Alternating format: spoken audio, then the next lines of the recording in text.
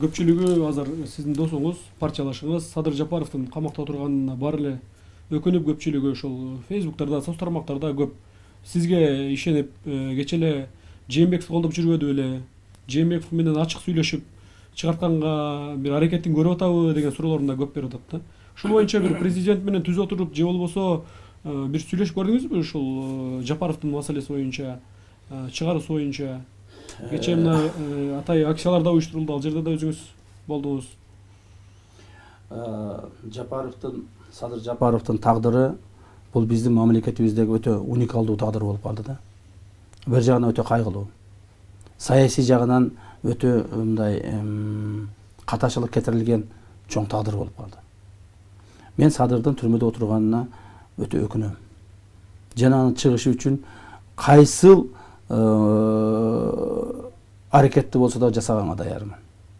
Бирок ошол эле мезгилде биздин аракеттерибиздин баардыгы мыйзамдуу болсо экен деген ойломун да. Мына сиз айткандай, мен баардык аракеттерди жасап келе жатам ушулга чейин. Бирок азырынча ал аракеттеримен майнап же пайда чыккан жок да. Пайда чыккан жок. Садыр Жапаров мен үчүн бир партиялаш эле эмес. Бир саясий туткун эле эмес. Биз Садыр Жапаров экөөбүз бир саясат үчүн, же бир байлык үчүн, же бир партия үчүн достошкон адамдар эмеспиз. Биз ак көңүлдөн, жүрөгүбүздөн, мындай бир бири-бирибизди түшүнгөндүктөн дос болгонбуз, жана ушуну мен ишенемин аягына чейин сакталат деп. Ошол эле мезгилде Садыр Жапаровду чыгарып алуу боюнча эмне аракеттерди мен көрдүм. Садырдын мыйзамсыз отургандыгын коомчулук баары билип калды. Садырдын ишинин бир башынан аягына чейин баардыгына маалым болду. Демек дагы деле эмне үчүн чыкпайт? Бул маселе боюнча мен Сооронбай Шариповичке кайрылганмын. Ал киши менен да сүйлөшкөнмүн. Ал кишинин Садыр боюнча ою жаман эмес. Ою жаман эмес. Бир гана маселе бул жерде. Ал киши айтып атат, муну мыйзамдын чегинде гана чечейли депчи. Мен бирөөгө команда бербей, бүгүн чыгарып кой, эртең чыгарып кой, же болбосо чыгарбай кой деп айта албаймын. Мыйзамдын чегинде гана чечейли деген аракет деген сөздөрдүн уккам да, мага айтканы болгон. Ошондуктан мен ойлодум эле, демек мыйзамдын чегинде болсо, биздин сотторубуз мыйзам чегинде туура чечим кабыл ала берет деп. Биз бир нече амнистиялар болду, ошону колдонот го дегенде аны колдонушпады. Жаңы кылмыш кодекси чыкты, ошонун негизинде сроктору кыскарып отуруп чыгат го дегенде аны да колдонушпады. Так. Эми акыркы биздин үмүтүбүз президенттен ырайым суроо калды. Президенттен ырайым суроо боюнча дагы биз Садырга айтып, Садырдан суранып, ал дагы Садыр дагы өзүнчө мындай бир көк бала да, көк мындай ички мындай стержини бар, туруктуу жигит да. Анан кийин ал айтты, жок мен эмне болсо дагы олтура берем депчи. Биз айттык, жок. Үй бүлөң кыйналып атат. Үй бүлөң үчүн деп суранганыбызда акыры макул болуп, ал ырайымды жазып берди. Президентке кайрылды. Менимче азыр бир 2 айдай болуп калды окшойт.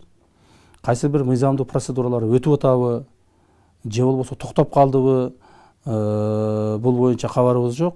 Бирок мен ойлоймун, жакынкы убактарда президентибиз ушул маселени мындай бир олуттуу карап, коомчулуктун бул бир эле менин сунушум же бир нече партиялаштардын сунушу эмес, коомчулук, бүткүл коомчулуктар бардыгы ушуну суранып атышат. Бүгүн мына мен ушу түз эфирге чыгат экенсин деп маган бир жүздөгөн телефондор болду. Садыр Жапаров боюнча айтып коюңузчу. Ошол жерде бир суранып коюңузчу. Ачыктан ачык суранып бере аласызбы? Сиздин күчүңүз жетеби? Сиз коркпойсузбу? Деп дагы суранып атышты. Ошондуктан мен дагы бир жолу ачык айтып коеюн. Урматтуу президентибиз Сооронбай Шарипович ушул маселени тез аранын ичинде карап, ошо элдин, коомчулуктун үмүтүн суутпастан чечип берет го деген үмүттөмүн.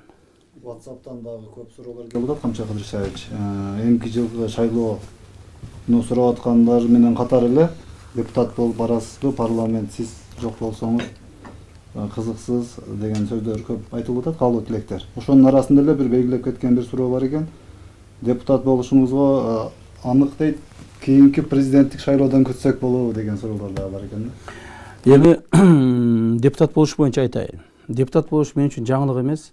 Депутат болуш мен үчүн бир мансап, депутат болуш мен үчүн бир өзүмдүн бир кадыр баркымды көтөрүш же башка маселе эмес. Депутат болуш мен түшүнгөн акыл эсим менен, өзүмдүн ички туюмум менен түшүнгөн бул элге кызмат кылыш.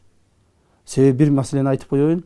2012-жылга чейин биз депутат болуп турганда ошо Садыр Жапаров, мен, Талант Мамытов жана башка Акмат Келдибек баарыбыз депутат болуп турган маалыбызда биз бир дагы мыйзамсыз жанагы маселелерди өткүзчү эмеспиз да. ТЭЦ маселесин өткүзгөн эмеспиз. ТЭЦ маселесине келгенде азыр ТЭЦ боюнча мына 2 премьер-министр камалып отурат. Шаардын мэрлери камалып отурат, канчалаган министрлер камалып отурат. Ошо маселе келгенде биз карап туруп кайра кайтарганбыз. Болбойт. Себеби дегенде суммасы өтө көп. Техника, экономикалык обоснование деп коет, ТЭО деп коет. ТЭОсу жок, планы жок, жөнөн сумманы жазып келипсиңер, биз муну өткүзбөйбүз парламенттен деп биз өткүзбөй койгонбуз 2012-жылы. Мына биз камалгандан кийин ал нерсе өтүп кетти. Биз камалгандан кийин мына музей деген чыкты. Музей өтүп кетти. Биз камалгандан кийин мына жолго деген канчалаган акчалар чыкты. Мына алар өтүп кетти. Биз камалгандан кийин мына энергетикага деп туруп канчалаган акчалар чыкты. Коррупциялык схема менен. Алардын баардыгы өтүп кетти. То есть мамлекет биз камалгандан кийин миллиардтаган акча карыз алды. Бирок ошонун натыйжасы чыкпады. Муну натыйжасы чыкпаганын мен сөз менен айтып аткан жокмун. Муну мына биздин азыр соттун чечимдери менен далилдеп атышат. Камалып отурган адамдар менен далилдеп атышат. Ошо маалда ошол өткөзүлгөн ратификациялар башка мамлекеттерден алган гранттардын баардыгы коррупциялык схема менен кайсыл бир адамдардын чөтөгүнө түшүп кеткендиги далилденип атат. Эгерде биз ошондо депутат болуп турган болсок, бул маселелер жаралмак эмес, бүгүнкү адамдар камалмак эмес. Ошондуктан депутат болуш мен үчүн бир жөнөкөй эле бир барып значок тагынып эле басып калыш эмес. Мен үчүн депутат болуш мамлекетимдин коопсуздугу, мамлекетимдин келечеги, эли журтумдун максатына тилегине жеткизүү. Ошондуктан мен Кудай кааласа, Кудай буйруса, эли журтум колдоо берсе, ошол жерге барып кызмат кылабыз. Ал эми мына экинчи сурооңуз президенттик боюнча. Кийинки президенттик шайлоодо мүмкүн биз Садыр Жапаров экөөбүз мүмкүн деп айтып атам. Атаандаш болуп калышыбыз мүмкүн. Себеби мен чынында президент болсом, мамлекеттин жетекчиси болуп, элге журтка ак кызмат кылып, элдин журттун келечегин аныктаганга, элибиздин журтубуздун эртеңки күнүн, эртең келечеги үчүн чоң кызматтарды кылып берем деген ой менен, ушу тилек менен жүрөм. Эми аны бир Кудайым билет, но бирок мен ушул тилегимден кайта элекмин. Азыркы Сооронбай Шариповичтин командасы тууралуу жана сөз болуп кетти. Деги эле азыркы президенттин командасы дегенде бардыгыбыз эле азыркы учурдагы өкмөттү, анан күч органдарын түшүнүп калдык да, парламентте өзүнчө бөлүп караганда да. Өкмөттүн ишине кандай баа бересиз? Ушул азыркы Мухаммедкалый Абылгазиевдин өкмөтү акыркы 2 жылда эл күткөндөй, же мына саясатчы катары сиз жакшы билесиз, экономикалык сектор дейбизби, же бир саясий багыттагы иштерди дейбизби, чек ара маселеси, коопсуздук жагындагы иштерди дейбизби, жетиштүү деңгээлде аткара алдыбы, аткарып жатабы же жокпу? Эми бул маселелерге келип караганда биз комплексно карашыбыз керек да. Мамлекеттик деңгээлде комплексно карашыбыз керек. Бир эле өкмөттө эмес, бул бардык бийлик бутактарынын бүгүнкү күндөгү конституциялык өзүнүн нормаларын, конституциялык өзүнүн укуктарын, конституциялык өзүнүн берилген жээктерден чыкпай иштеп атабы, иштебей атпайбы, ушундан башташыбыз керек. Биринчи, мына президент. Президент бүгүнкү күндө негизги маселелеринин бири президенттин. Бул коррупция менен күрөшүү, мамлекеттин коопсуздугу.